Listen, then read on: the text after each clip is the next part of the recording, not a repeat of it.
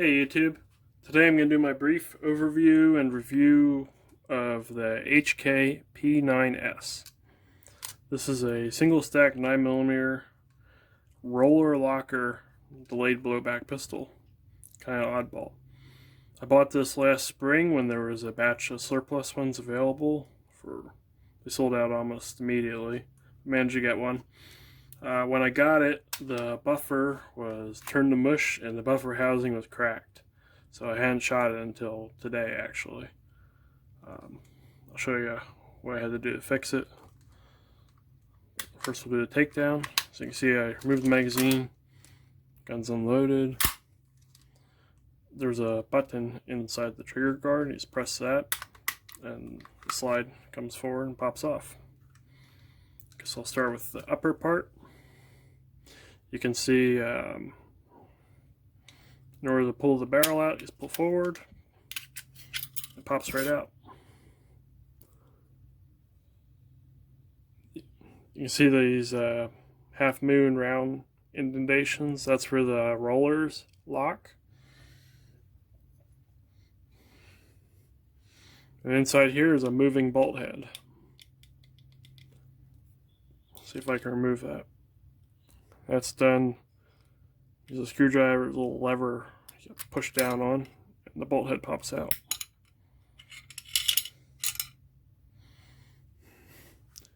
If you look inside the slide there, you can see the locking surfaces, wedge shaped, and the firing pin is in there as well.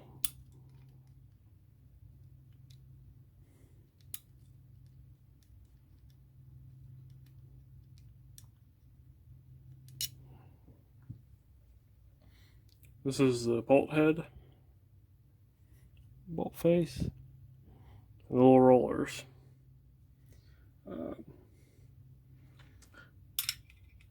This style lockup, it's actually, I'll put it back together here.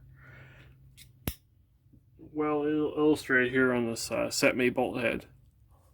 See the lockers and this locking piece. And when the locking piece goes into the bolt head, it pushes the rollers out. That's what locks it into the trunnion. Works exactly the same in this, except everything is much smaller.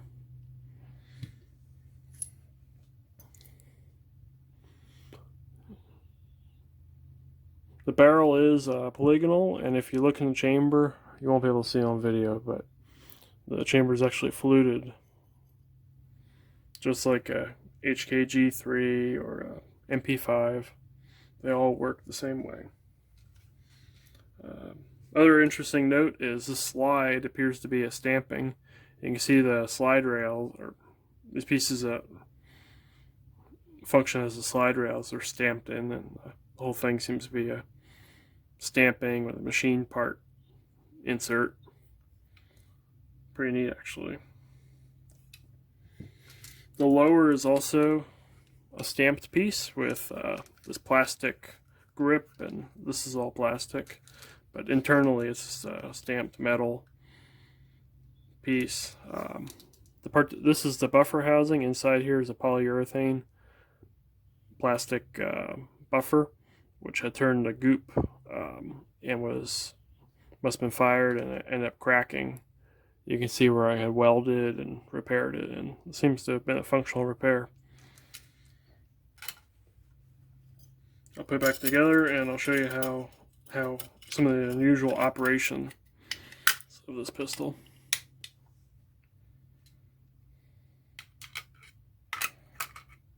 The other thing is, you think it's striker fired, but it's actually hammer.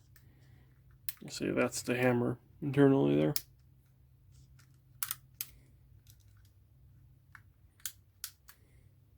And it has a cock indicator here.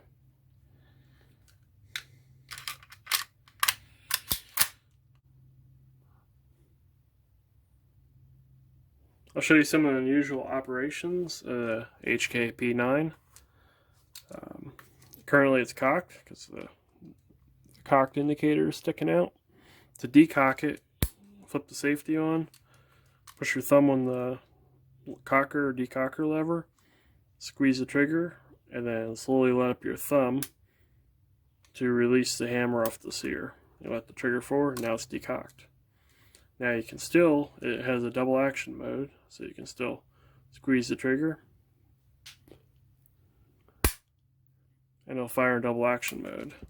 Now you see again it's decocked.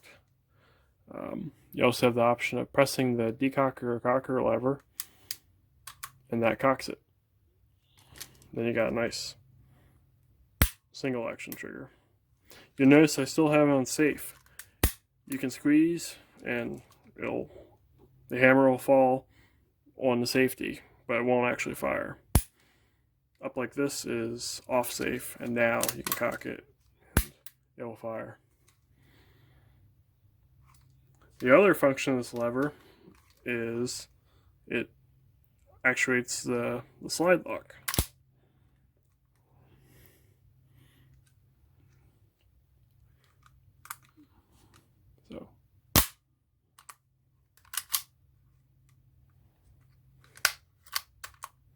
So it's your cocker, decocker, and slide lock, all built into one lever.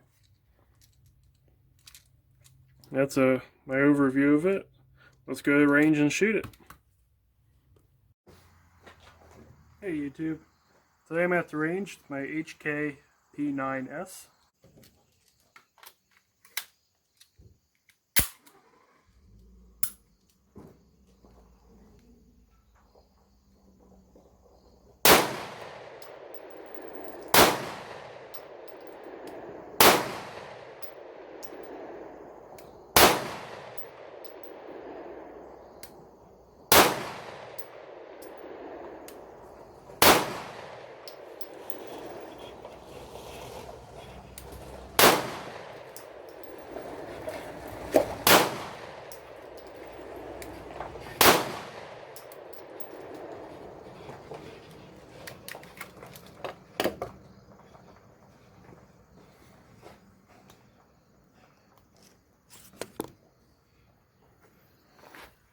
That was my first 9 shots. Take a look at this from about 5 yards. Shoots pretty good.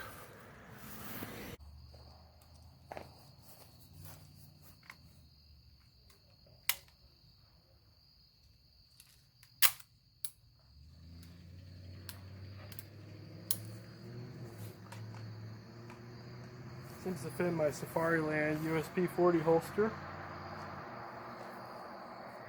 Good thing, because there aren't too many holsters for this pistol anymore. So you do.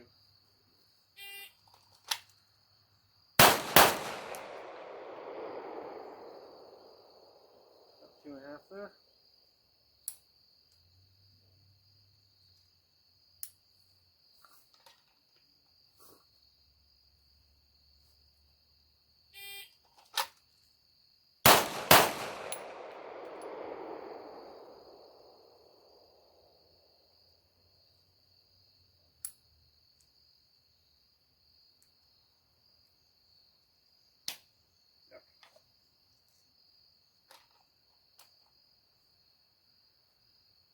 That's 263.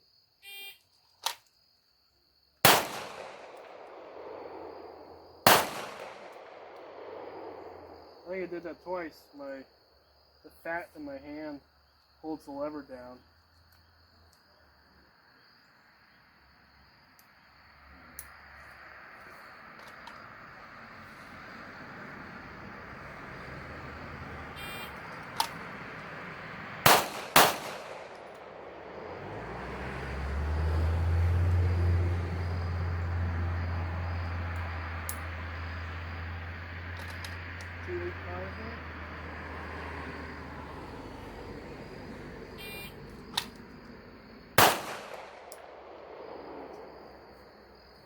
Yeah, 205 for 1 shot draw.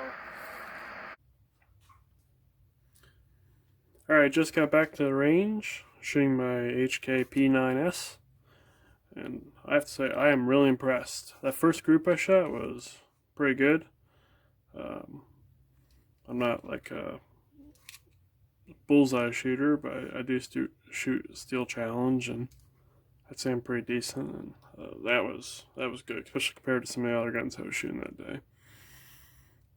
The recoil of this gun was very mild. I was really impressed. I mean, I mainly bought this just for the uniqueness and being an oddball. It fits my oddball gun collection, weird gun collection. This is a really nice gun. If there was a modern version of this with like more modern features, something like the VP9 striker fired with normal controls, not this decocker weird safety and stuff, but something like a modern pistol but with a roller locker, I think that'd be an awesome pistol. But I doubt we'll ever see something like that. I was shooting a little bit to the left, and I can see the front sight is drifted over to the right a little bit. So if I tap that over a bit, it should be right on target. Yeah, about the recoil, I mean, it was soft shooting. You can see when I was doing like controlled pairs, there's hardly any muzzle rise. Just spectacular gun. I only have the one magazine that came with it. I'm going to order some more. I found there's some very inexpensive ones available right now.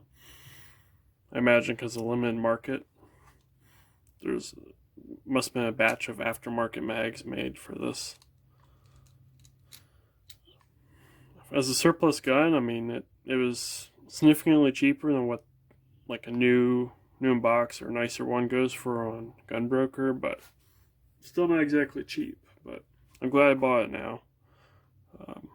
These are only available for like a day. They sold out very quickly, and I'm really glad I got one. Something else to note, so I was shooting 115 grain aluminum cased, and you can see the marks from the fluted chamber. So these are factory aluminum 115 grain. These are my 147 grain reloads I was shooting.